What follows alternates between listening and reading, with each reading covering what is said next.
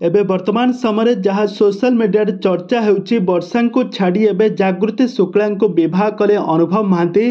दर्शक बंधु आपण मैंने समस्ते जानिथिबे अनुभव महांती दीर्घ दिन धरी वर्षा प्रियदर्शनी को भल पाइबा परे शेषर तांकर बाहाघर होइथिला, किंतु बाहाघर किछि वर्ष परे दुहींक मध्यरे कଳି झगड़ा लागिबा कारण दुहे परस्परंक ठारू कोर्टर द्वारस्थ होइथिले। परस्परंक ठारू अलगा हेबा पई कोर्टर द्वारस्थ होइथिले। आउ यहाँ पर दीर्घ 5 वर्ष होइजिबो कोर्ट रे तांकर केसटी लागी रहिथिला।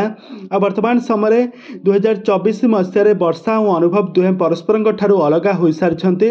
कोर्टर राय अनुसार वर्तमान समय अनुभव एवं वर्षा दुहे परस्परंक ठारू अलगा रहुछन्ते, दुहींक मध्य किछि भी संपर्क नाही। तो एही सब भितरे एबे वर्षा और अनुभव को मध्य बहुत बड़ फाटक सृष्टि हो जाइछि। दुहे परस्परंक सहित किछि तो संपर्क नाही। एपटे अनुभव महांती जागृति शुक्ला को विवाह करथिबार खबर बेस भाइराल होउछि। अनुभव महांती जागृति शुक्ला तांको नारे मथारे सिंदूर मथारे टिकिली पिंधिथिबार नजर आछन्ते। आ तांको सहित बहुत सारा फोटो उठाई बहुत सारा स्थान रे एकाठी नजर आसुथिबार नजर आछन्ते। तबे दर्शक बंधु अनुभव महांती कोन प्रकृत रे कोन जागृति शुक्ला को विवाह कले? अनुभव महांती को तो आपण माने समस्त जानिथिबे। अनुभव महांती पूर्वरु जागृति शुक्ला सहित किछि संपर्क थिला बोली वर्षा प्रियदर्शनी ए मध्य कोर्ट रे ए संपर्क रे मुह खोलिथिले। आ कहिथिले कि से परक्रिया प्रीति करूछन्ती, एथिपाई से तांको डिवोर्स देबा पई जाउछन्ती वर्षा प्रियदर्शनी, एमिति किछि अनुभव महांती कहिथिले।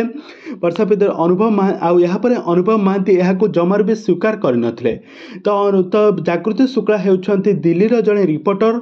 तो अनुभव महांती जेतेबेले केन्द्रापड़ा सांसद थिले दिल्ली को जिबा आसिबा करिबा समय जागृति शुक्ला सहित गोटे फ्रेंडशिप आरंभ होइथिला। आ यहाँ पर दुहींक मध्य केतेबेले जे प्रेमर संपर्क गढ़ी उठिला यह दुहे भी जानी पारिले नहीं। तो वर्तमान समय दुहे परस्पर को विवाह करथिबार एमिति मिछ खबर बेस भाइराल होउछि।